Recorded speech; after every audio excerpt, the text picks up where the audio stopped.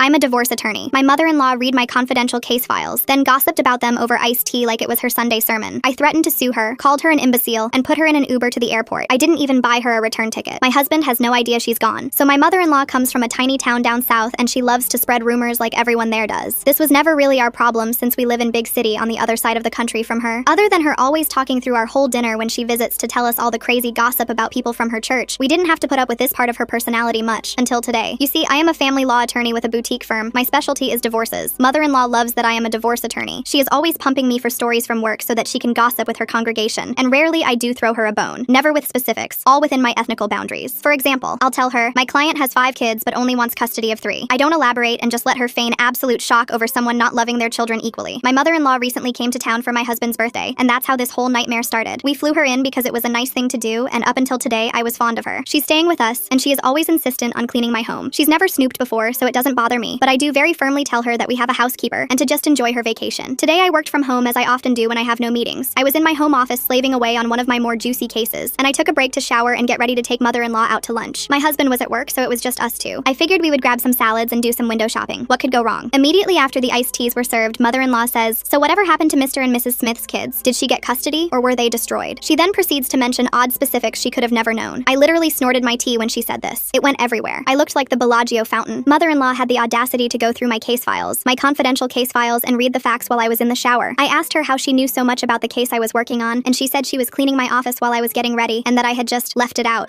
No, I did not. They make you take an entire class in law school about doing things like this, and if pigs flew and I did leave it out, this case is a monster. To garner that much information about the divorce would require her to turn several pages. So me leaving it out is no excuse, as she would have had to sit her dumb butt down and read through it. It's not like all the facts could have fit on one sheet of paper that just so happened to be lying on my desk. She said she needed to be in my office because it was filthy. I opened my wallet, threw some cash onto the table for what we ordered, and told her to get in the car. I cannot even remember the ride home. I was just yelling and lecturing and lecture yelling. This was an incredibly crappy thing for her to do. Working at a boutique firm, my reputation is everything to my career. I cannot have word on the street that I just go around town spilling client secrets at the local watering hole. She can very well ruin my budding career by doing this. I think I threatened to sue her if she blabbed about this case. I definitely threatened to tell her son what an imbecile his mother is. I threatened to never have her in our home again. It doesn't matter because as soon as we got home, I told her to pack her things or I'll have her arrested for trespassing, and then I called her an Uber and listed the address on my app as the airport. I didn't even pay for her plane ticket. I don't know what's going to happen actually. I do know that she's at the airport right now because that's where the app dropped her off. My husband won't know about any of this until 5:01 p.m. because he works on a secure job site and there's no phone calls or texting. I have steam coming out of my ears. I do feel guilty because she might be stranded at the airport without my financial help, but what she did was so out of line that I think a few hours of time out would do my pettiness some good before I finally call the American Airlines terminal and get her a one-way ticket back to Gossipville, USA. I sat in my home office, staring at the case files scattered across my desk. The Smith divorce